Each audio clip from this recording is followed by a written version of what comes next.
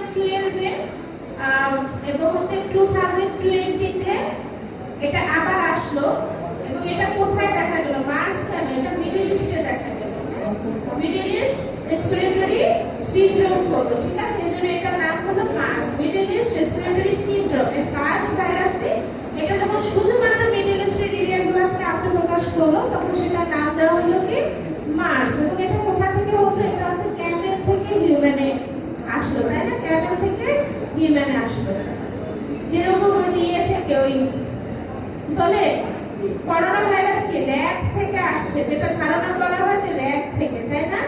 চাইনিজরা কি ইঁদুরের মাংস খায়, সেখান থেকে হিউম্যানে আসছে। পরে দেখা গেল যে না, এটারও কোনো সাইন্টিফিক ভিত্তি নেই। আসলে করোনা ভাইরাসে কোথা থেকে আসছে কেউ কিছু খুঁজে পায় না। আলটিমেটলি করোনা ভাইরাসের এত বেশি জেনেটিক মিউটেশন হয়েছে, এত রকমের ডেল্টা মেল্টা কত কিছু, না কত রকমের টাইপ আসলো গেল, নামগুলো তো নাম মনেও নেই। আলটিমেটলি ধারণা করা হলো যেটা আসলে ল্যাবরেটরিতে ছিল, মানে ওয়ান টাইপ অফ বায়োটেররিজম। হয় অ্যাক্সিডেন্টালি ল্যাবরেটরিতে চাইনিজরা 20 বছর ধরে ওরা করোনা ভাইরাস নিয়ে গবেষণা করছিল ভ্যাকসিন প্রোডাকশনের জন্য, বাট পারছিল না। সেখান থেকে জেনেটিক মিউটেশন হচ্ছিল, হয়ে হয়ে হয়ে হয়ে একটা খুব মানে স্ট্রং একটা ভাইরাস তৈরি হলো। তারপরে কি এটা হঠাৎ করে এটা ল্যাবরেটরিতে দুর্ঘটনার কারণে হতে পারে, আর এর বেশি আর আমি বলবো না, বলে আমার নামে মামলা হয়ে যেতে পারে, ঠিক আছে? পরে ধারণা করা হলো যে এটা পৃথিবী থেকে যাচ্ছে না কেন, এত ভ্যাকসিন দেওয়া হচ্ছে, এত কিছু করা হচ্ছে, যাচ্ছে না, তাহলে হয়তো এটা হাইলি মিউটেটেড। এত হাইলি মিউটেটেড ভাইরাস কিন্তু কখনো হয় না, ভাইরাসের এনভায়রনমেন্টে এত মিউটেশন হয় না। তো এটা হয়তো অ্যাক্সিডেন্টালি ল্যাবরেটরি থেকে চলে আসছিল, সেখান থেকে এত কাহিনীর সূত্রপাত। হ্যাঁ, কিন্তু মার্সের ক্ষেত্রে বলা হচ্ছে যেটা ক্যামেল থেকে এসছে। হ্যাঁ, তাহলে এটা হচ্ছে হিউম্যান টু হিউম্যান তো হয়, মানে একটা হচ্ছে নন হিউম্যান ট্রান্সমিশন যেটা ক্যামেল থেকে এসছে, আর একটা হচ্ছে হিউম্যান টু হিউম্যান ট্রান্সমিশন। এবং এটা কোথায় দেখা দিয়েছিল বেশি? ইজিপ্ট, রোমান, কাতার, সৌদি আরবিয়া এসব দেশে এরা তখন একদম ম্যাসাকার করে ফেলেছিল, হ্যাঁ, কোভিডের মতোই। তো এটার ট্রান্সমিশন হলো, ট্রিটমেন্ট প্রিভেনশন, এর এগেইনস্টে কোনো ভ্যাকসিন হয়নি। আসলে কি জানো, ভ্যাকসিন আসলে ছিলই না। কোভিড হওয়ার আগ পর্যন্ত যে বললাম চাইনিজরা 20 বছর ধরে গবেষণা করছিল, কিন্তু এটার এত বেশি মিউটেশন হয় যে ভ্যাকসিন বানানো যাচ্ছিল না। কিন্তু কোভিডের সময় এত বেশি ইমার্জেন্সি হয়ে গেল, এত বেশি মানুষ মারা গেল যে কোনো উপায় ছিল না। তখন বলা হলো যে যেভাবেই হোক, যেটা নিয়ে এত কাল ধরে গবেষণা হয়েছে সেটা এখন আমরা ভ্যাকসিন বানিয়ে ফেলি, কিছু করার নেই। এবং কিন্তু এমন ট্রায়াল দেওয়ারও কোনো সুযোগ হয়নি। যে কোনো একটা ভাইরাসের ভ্যাকসিন বা ব্যাকটেরিয়ার ভ্যাকসিন আসতে কিন্তু মিনিমাম 5 বছর সময় লাগে, কারণ ট্রায়াল দেওয়া হয়, সাইড ইফেক্ট গুলো দেখা হয়, সাইড ইফেক্ট দেখতে 4-5 বছর সময় লাগে। আর এখানে কি 2-3 মাসের মধ্যে কিন্তু ভ্যাকসিন চলে আসে, কোনো ট্রায়ালও দেওয়া হয় না, কারণ উপায় ছিল না। তো এটা হচ্ছে necessity is the mother of কি ইনভেনশন, তাই না? Necessity is the mother of invention. যেটা নিয়ে 20 বছর গবেষণা করছে সেটা 2 মাসের মধ্যে বাজারে চলে আসে, যেটা হচ্ছে আমাদের কোভিড ভ্যাকসিন। আচ্ছা, তাহলে দেখো এটার এগেইনস্টে কোনো ভ্যাকসিন ছিল না। আর বাকিটা তোমরা জানো, হ্যান্ড ওয়াশিং। আর তখন বলা হয়েছে যে র মিট খাওয়া যাবে না, ক্যামেলের মিট, ক্যামেলের ইউরিন আবার কেউ খায় নাকি? আচ্ছা, যাই হোক, ক্যামেল ইউরিন মানে এগুলো হ্যান্ডেলিং করা যাবে না। আছে, আমি লিখে নিয়ে আসছি। তাহলে ট্রিটমেন্ট হচ্ছে সাপোর্টিভ, আর রেসপিরেটরি মানে সাপোর্টিভ ট্রিটমেন্ট। আমরা যে treatment of respiratory failure, treatment of renal failure. এরপর আমরা চলে আসি করোনা ভাইরাস। করোনা ভাইরাস নিয়ে বহু কথা হয়েছে। করোনা ভাইরাস তোমরা আরো বুঝতে ভালো জানো, আমি শুধু দুই একটা কথাবার্তা বলি। তো এটা তো প্রথম ধরা পড়েছিল উহান প্রদেশ বা হুবেই, চায়নাতে। কবে? ডিসেম্বর 2019। তারপরে আগস্ট 2020 থেকে এটা পুরো ওয়ার্ল্ডে ছড়িয়ে পড়ে। এবং কত মানে গণিত এখানে কত সাপ্তাহিক কথা লেখা হয়েছে, অ্যাকচুয়ালি কত সেটা আমরা আসলে কেউ জানি না, তাই না? আচ্ছা, তাহলে করোনা ভাইরাস, এই কোভিড ভাইরাসটা কি করে? এটা হচ্ছে সিভিয়ার অ্যাকিউট রেসপিরেটরি ডিস্ট্রেস করে। এটা কোভিড-19 কেন? কারণ 2019 এ এটা প্রথম এসেছে। মনে রাখার জন্য এটাকে আমরা বলি হচ্ছে কোভিড-19। এটা সার্স ভাইরাসের মধ্যে একই, সিভিয়ার অ্যাকিউট রেসপিরেটরি সিনড্রোম করে। ট্রান্সমিশন তো কিভাবে করে এটা আমাদের মুখস্থ। এটা হচ্ছে ড্রপলেট ইনফেকশনের মাধ্যমে ট্রান্সমিশন করে, তাই না?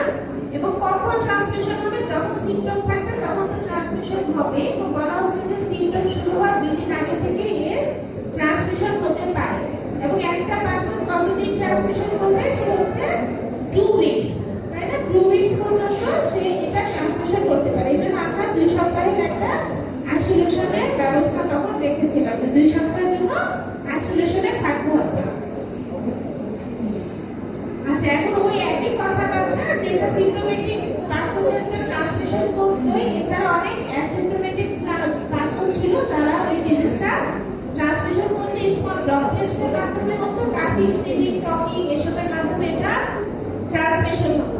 আচ্ছা, ড্রপলেটস আর অ্যারোসলের মধ্যে পার্থক্য কি? অ্যারোসল হচ্ছে খুব ক্ষুদ্র ক্ষুদ্র কণা যেগুলো বাতাসে ভেসে বেড়ায়, আর ড্রপলেটস হচ্ছে একটু ভারী, একটু ময়েস্ট, যেটার সাথে আমাদের একটু স্যালাইভা মিক্স হয়ে থাকে, ওটা মাটিতে ড্রপ করে কিছু দূর যাওয়ার পর এটা ড্রপ করে পড়ে যায়। হ্যাঁ, তো কিছু দূরটা কত দূর, সেটা হচ্ছে 2 মিটার বা 6 ফিট, এর বেশি দূর এরা যেতে পারে না। অ্যারোসল কিন্তু বহু দূর পর্যন্ত চলে যায়। এই জন্য আমরা কি করতাম, 6 ফিট ডিস্টেন্স মেনটেন করতে বলতাম, তাই না? যে 6 ফিট দূরত্ব মেনটেন করতে হবে, কারণ এটা কিন্তু ড্রপলেট ইনফেকশন ছিল। পরবর্তীতে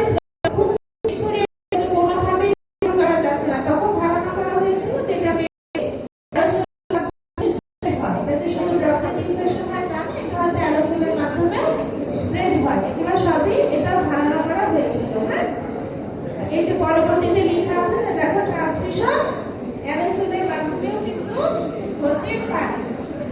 অ্যারোসলের মাধ্যমে ট্রান্সমিশন হলে এটা 3 ঘন্টা পর্যন্ত থাকবে। হ্যাঁ, এই জন্য আমরা সবাই কি করতাম, যে ইনডোর যে অ্যাক্টিভিটি গুলো এগুলো সব বন্ধ করে দেওয়া হয়েছিল, হোটেল রেস্টুরেন্ট সব বন্ধ করে দেওয়া হলো, তাই না? অফিস, আদালত, মার্কেট সব বন্ধ করে সবাই কি হলো, আমরা আইসোলেশনে চলে গেলাম। থেকে কি যেন বলে আইসোলেশনটা, বলো কোয়ারেন্টাইন।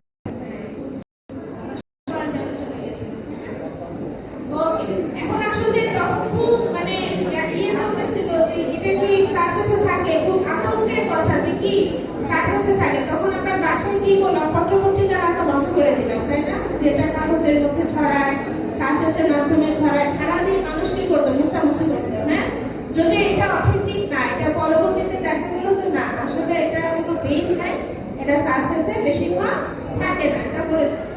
তখন বলা হয়েছিল যে কতদিন থাকতে পারে, কপারে 4 ঘন্টা থাকতে পারে, কাপড়ে 1 দিন পর্যন্ত থাকতে পারে, প্লাস্টিকে এটা 3 দিন পর্যন্ত থাকতে পারে। এমনকি বলা হতো যে কাপড়ের মধ্যে এটা লেগে থাকে, তাই না? অনেক কিছু তখন বলা হয়েছিল। ওকে,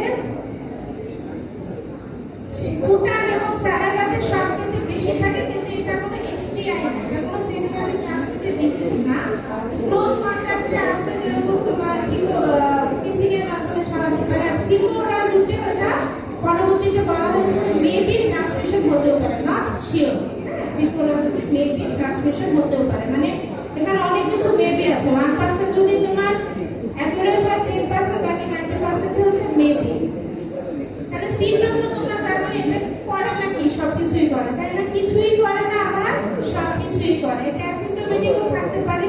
তাহলে শুরুটা হয় কি দিয়ে, শুরুটা হচ্ছে গিয়ে তোমার ফিভার এবং কাফ দিয়ে হয়, তারপরে আস্তে আস্তে আস্তে আস্তে দেখা যায় যে 1 সপ্তাহ পরে ডিফিকাল্টি ইন ব্রিদিং এর দিকে বেশি চলে যেতে পারে, কিছু নাও হতে পারে, অথবা ডিফিকাল্টি ইন ব্রিদিং হতে পারে।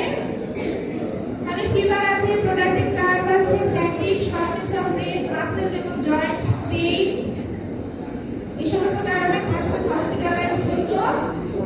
যেটা খুব ইম্পর্টেন্ট কিছু মানে কিছু ফিচার ছিল, ইম্পর্টেন্ট না, মানে যেটা খুব কমন ছিল সেটা হচ্ছে লস অফ স্মেল হতো, তাই না? অ্যানোস্মিয়া হতো। তারপরে কি খাবারের কোনো ফুড টেস্ট গুলো অল্টার হয়ে যেত। হ্যাঁ, তুমি খাচ্ছ ভালো খাবার, তোমার মনে হবে যে এই খাবারটা নষ্ট হয়ে গেছে, এরকম পচা খাবার আমি জীবনে খাই নাই। হ্যাঁ, তাহলে এরকম অল্টার একটা ফুড টেস্ট হতো। গ্যাস্ট্রোইন্টেস্টাইনাল সিম্পটম হতো loss of appetite, diarrhoea, nausea, sore throat, headache, heartache, এগুলো সব হতো। তো এখানে সব সিম্পটম দেওয়া আছে, এগুলো তোমরা জানো। আমাদের সবারই কম বেশি কোভিড হয়ে গেছে। ইনকিউবেশন পিরিয়ড ছিল 4 to 5 ডেজ। হ্যাঁ, তবে যেটা বললাম যে এর আগেও কিন্তু এটা স্প্রেড করতো, বা 2 to 7 ডেজ।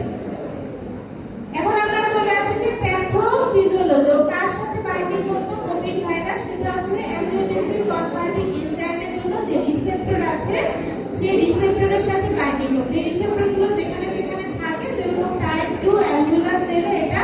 সবচেয়ে বেশি থাকে, এজন্য এটা লাংসে সবচেয়ে বেশি ইনফেকশন করতো, কিডনিতে থাকে কিডনিতে ইনফেকশন করতো, গ্যাস্ট্রোইন্টেস্টাইনাল ট্র্যাক্টে থাকে গ্যাস্ট্রোইন্টেস্টাইনাল ট্র্যাক্টে ইনফেকশন করতো, এমনকি হার্টে থাকে, কাজে এটা হার্টেও ইনফেকশন করতো। ব্রেনের ইনফেকশনটা খুব রেয়ার ছিল। ব্রেনে যেটা হতো সেটা হচ্ছে সাইটোক্রোম স্টর্মিং হয়ে মানুষের ব্রেনে ইনফেক্ট করতো, কিন্তু সরাসরি এটা ব্রেনে বাইন্ডিং করতো না। হ্যাঁ, তাহলে এইসব জায়গাগুলোতে ওরা বাইন্ডিং করতো, বাইন্ডিং করে তারপরে মাল্টিপ্লিকেশন করতো, মাল্টিপ্লিকেশন করে সেল ড্যামেজ করে ফেলতো। ঠিক আছে, তাহলে যে কোথায় কোথায় আছে যে glandular cells of gastric, duodenal and rectal epithelium, endothelium and internal cells of the small intestine and kidney R lungs তো আছে। এর একদম মায়োকার্ডিয়াল ইনজুরিও করতে, কারণ আগে বলেছি যে কার্ডিয়াক রিসেপ্টর থাকে, তাই না? থ্রম্বোসিস করতে এবং ভেনাস থ্রম্বো এম্বোলিজম করতে, পালমোনারি এম্বোলিজম করতে, ভেসোকনস্ট্রিকটিভ কিছু রেসপন্স ছিল, পালমোনারি সার্কুলেশনে ব্লকেজ হয়ে যেত। মানে বললাম না যে কি না করতো, কে যে কিভাবে মারা যাচ্ছে এটা আসলে বোঝাটা খুব ডিফিকাল্ট ছিল, তবে অটোপসি করে করে ডাক্তাররা বের করতো যে কি কি বডির ভিতরে কি কি হচ্ছে।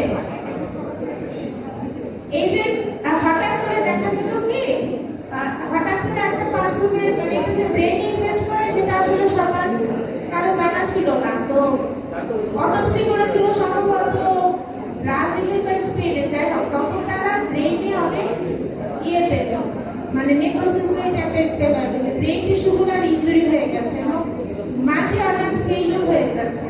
এটার কারণটা কি, মাল্টি অর্গান ফেইলিউর কেন করে? পরবর্তীতে দেখা গেল যে এটা কি হয়, সাইটোকাইন স্টর্মিং হয়। হ্যাঁ, সাইটোকাইন স্টর্মিং হয়, যেটা আমরা আর কোথায় দেখতে পাই? ডেঙ্গি সেকেন্ডারি ডেঙ্গি ফিভারে দেখতে পাই, তাই না?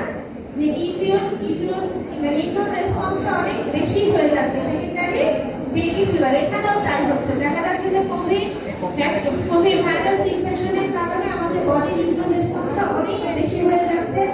বেশি হওয়ার কারণে হচ্ছে যেটাকে বলা হচ্ছে সাইটোকাইন স্টর্ম, বডিতে অনেক রকমের প্রো-ইনফ্ল্যামেটরি সাইটোকাইন রিলিজ হচ্ছে। দেখো কত কত সাইটোকাইন, তাই না?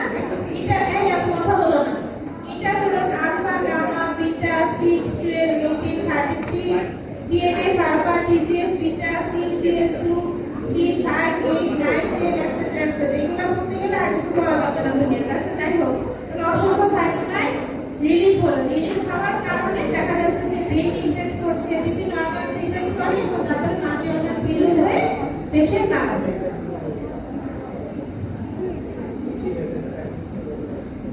এই কারণে কোভিড হলে আমরা কি করতাম? ডি ডাইমারটা দেখতে দিতাম। যখন আমাদের ইমিউন স্ট্যাটাসটা ওভার প্রোডাকশন হয়ে যায়, অনেক বেশি কাজ করে, তখন ডি ডাইমারটা পরিমাণটা অনেক বেশি বেড়ে যায়।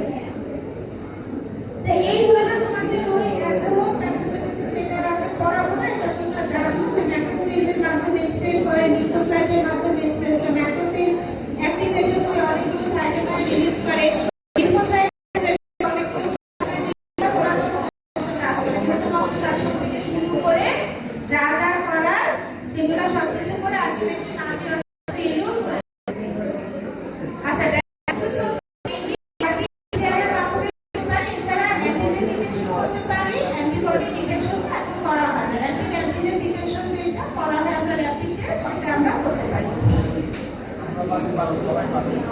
স্পেসিফিক মেইনলি ছিল ব্রঙ্কোঅ্যালভিউলার লিভেজ। আমরা কি করি, আমরা হচ্ছে নেজাল সোয়াব নিয়ে এবং শর্ট সোয়াবটা আমরা ভিতর থেকে নিয়ে নিই। ওগুলো হচ্ছে থিওরিটিক্যাল কথাবার্তা, এগুলো আসলে প্র্যাকটিক্যাল। এছাড়া কি কি ইনভেস্টিগেশন করতে পারি? দেখো, সিবিসি করতে পারি, চেস্ট এক্স-রে এবং সিটি স্ক্যান তো করাই লাগে, ব্লাড ইলেকট্রন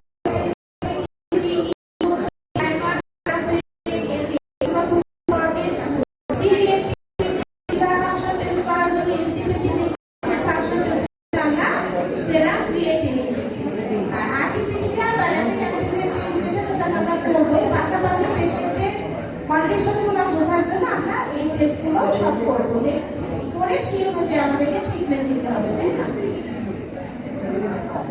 প্রিভেনশন তো তোমরা জানোই, face mask, social distance, hand washing, cleaning service. Treatment তো মেইনলি সাপোর্টিভ ট্রিটমেন্ট, তাই না? সাপোর্টিভ প্রিভেন্টিভ কেয়ার নিতে হবে, ফ্লুইড থেরাপি দিতে হবে, অক্সিজেন সাপ্লাই দিতে হবে, অ্যাপ্রোপ্রিয়েট ডায়েট মেইনটেইন করতে হবে। এখন আমরা চলে আসছে ভ্যাকসিন। এটা ইম্পর্টেন্ট। তাহলে কোভিড ভ্যাকসিন কত রকমের? কোভিড ভ্যাকসিন অনেক রকমের আছে, যে যে করে ভ্যাকসিন কাছে জমা দিয়ে এটা নিয়ে और ভ্যাকসিন এখানে কি ভ্যাকসিন গ্রো করা হবে, উইক করা হবে, সেই ভ্যাকসিন এক্সাম্পল আমি ওদের বলে দিচ্ছি। এটা হচ্ছে ভ্যাকসিন। এখানে কি ভাইরাসের যে একটা পার্টিকেল, সরাসরি ভাইরাসের একটা প্রোটিন পার্টিকেল আমরা সাবের সাথে দিয়ে সেটাকে ইনঅ্যাক্টিভেট করে ভ্যাকসিন হিসেবে মধ্যে দিব। সেই প্রোটিন মেমরি তৈরি হয়ে যাবে। পরবর্তী করোনা ভাইরাস এন্ট্রি ওর মধ্যে আছে, তখন সেই ভাইরাস এগেইনস্টে বডি ইমিউন সিস্টেম কাজ করবে। ভাইরাস ভ্যাকসিন অন্য একটা ভাইরাস যেরকম ভাইরাসের মধ্যে তোমার হচ্ছে সেটাকে দিয়ে দেওয়া হয়। দিয়ে দেওয়ার পরে জেনেটিক ইঞ্জিনিয়ারিং এর মাধ্যমে ওই অ্যাডিনো ভাইরাস কি করে, করোনা ভাইরাসের কিছু প্রোটিন তৈরি করে বডিতে। ওই অ্যাডিনো ভাইরাসটাকে দিয়ে দেওয়া হয়। ওরা কোভিডের সাথে, কোভিডের স্পাইক প্রোটিনের সাথে সিমিলারিটি আছে, এরকম প্রোটিন করে। প্রোটিনের এগেইনস্টে মেমরি সেল তৈরি হয়ে থাকে, যেটা পরবর্তীতে আমাদের প্রোটেকশন দেয়। তাহলে এটা হচ্ছে ভেক্টর ভ্যাকসিন। আরেকটা হচ্ছে আরএনএ আর ডিএনএ ভ্যাকসিন। ঠিক আছে, এখানে আরএনএ আর ডিএনএটাকে জেনেটিক্যালি ইঞ্জিনিয়ারিং করে ওদের মধ্যকার যে প্রোটিনটা থাকে, মেসেঞ্জার আরএনএ এর একটা মেসেঞ্জার আরএনএ হিসাবে বা ডিএনএ এর একটা কপি দিয়ে দেওয়া হয়, এবং ওরা যে প্রোটিনটা সিনথেসিস করে বডির ভিতরে গিয়ে সেটার এগেইনস্টে মেমরি সেল তৈরি হয়, এবং সেটা পরবর্তীতে ভাইরাসের এগেইনস্টে কাজ করে। তাহলে এটাই হচ্ছে কি টাইপস অফ দ্য ভ্যাকসিন। একটা হচ্ছে আরএনএ ভ্যাকসিন, এই মেসেঞ্জার আরএনএটা দিয়ে দেওয়া হয়, যেটা পরবর্তীতে ভাইরাল প্রোটিন তৈরি করে, ওর এগেইনস্টে অ্যান্টিবডি তৈরি হয়। আরেকটা ব্যাপারটা হচ্ছে রিকম্বিনেন্ট আর সাবইউনিট ভ্যাকসিন। এখানে প্রোটিনেরই একটা পোর্শনকে ভ্যাকসিন হিসেবে বডিতে দিয়ে দেওয়া হয়, ওটার এগেইনস্টে অ্যান্টিবডি তৈরি হয়। তিন নম্বর ভাইরাল ভেক্টর ভ্যাকসিন, যে দিয়ে দেওয়া হয় ভাইরাস অ্যাক্টিভেট জিনো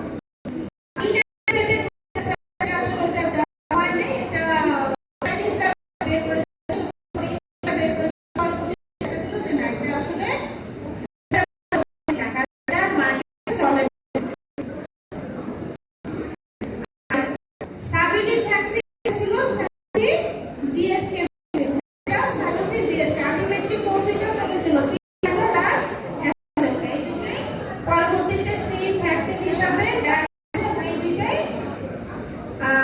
বাজারে চলে। আচ্ছা, এই ভ্যাকসিন কি কোনো লং টার্ম প্রোটেকশন দিতে পারে না? ভ্যাকসিন 6 মাস, কারণ একটা লিমিটেশন হয় যে এটার কোনো লং টার্ম প্রোটেকশন নাই, 6 মাস থেকে 2 বছর। এজন্য কি 6 মাস বুস্টার ডোজ দিয়েছি, দিতে দিতে এক পর্যায়ে বিরক্ত হয়ে আমরা দেই নাই। হ্যাঁ, সরকারের পক্ষ থেকে দিয়েছে। আচ্ছা ঠিক আছে, এখন হলো চলে গেছে, কোভিড দুর্বল হয়ে গেছে। একটা সুবিধা কি হয়েছে, কোভিড উইক হয়ে গেছে, ভ্যাকসিন দেওয়াতে বিরাট সুবিধা হয়েছে। এখন জাস্ট ফ্লু লাইক সিম্পটমটা চলছে। ভ্যাকসিনগুলো যদি না আসতো তাহলে কিন্তু এটার কোনোভাবেই পৃথিবী যেত না। প্রেগন্যান্সি ল্যাকটেশনে হচ্ছে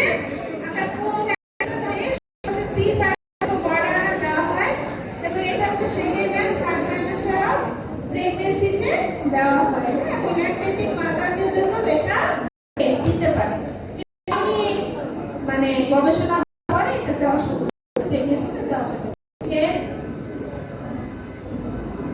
আমরা চলে আসলে হচ্ছে আর দুইটা ভাইরাস বলে হাতে 5 মিনিট সময় আছে, আমি শেষ করে দিব। একটা হচ্ছে ইবোলা ভাইরাস আর একটা হচ্ছে জিকা ভাইরাস। খুব বেশি কথা বলবো না। এই ভাইরাস কি করে? ভাইরাল হেমোরেজিক ফিভার করে। এটা হলো নন সেগমেন্টেড এবং নেগেটিভ স্ট্রেন্ডের ভাইরাস। এটা হচ্ছে ওয়েস্ট আফ্রিকাতে ইবোলা একটা আউটব্রেক হয়েছিল। হ্যাঁ, এটা হচ্ছে যেটা অ্যামিনো ভাইরাস দিয়ে এই আউটব্রেকটা হলো। এটা একটা জুনোটিক ভাইরাস। হ্যাঁ, এটা ফ্লুক ব্যাট বাকি অথবা রুইগার এনিমেল থেকে হিউম্যানে আসতে পারে এবং পরবর্তীতে এটা হিউম্যান টু হিউম্যান ট্রান্সমিশন হয়। Human to human transmission blood, body fluid, excreta বিভিন্ন ভাবে আসতে পারে। তারপরে সার ইনজুরির কারণে হিউম্যান টু হিউম্যান ট্রান্সমিশন হতে পারে এবং এটা সিমেনের মাধ্যমে এটা ট্রান্সমিশন হয়, সেমিনাল ফ্লুইডের মাধ্যমে। কি করে? ইমিউন ডিসরেগুলেশন করে, কোলাপস করে, ইলেকট্রোলাইট ব্যালেন্স করে, কার্ডিয়াক ফেলিউর এবং সেপ্টিক শক রিঅ্যাক্সিভ হয় এবং কোঅ্যাগুলেটর ব্যাকটেরিয়া এবং Ebola very much life threatening condition পর্যন্ত বেঁচে গেছে বলে মানে আমি জানি না, যেতে পারে, আই ডোন্ট নো। এটা ভাইরাসের ডেঞ্জারাস। হ্যাঁ, সিমটমস এর মধ্যে প্রথম ফিভার, চিল, ম্যাচ হবে, headache, conjunctivitis, rash, chest pain অনেক কিছু হতে পারে। আর পরবর্তীতে shortness of breath, confusion, seizure হয়ে পেশেন্ট মারা যায়। ইনকিউবেশন পিরিয়ড হচ্ছে 10 ডে। ক্লিনিক্যাল ফিচার আগেই বলে দিয়েছি, হাইপোভলিউমিয়া, শক, মাল্টি অর্গান ডিজিজ এবং ডেথ।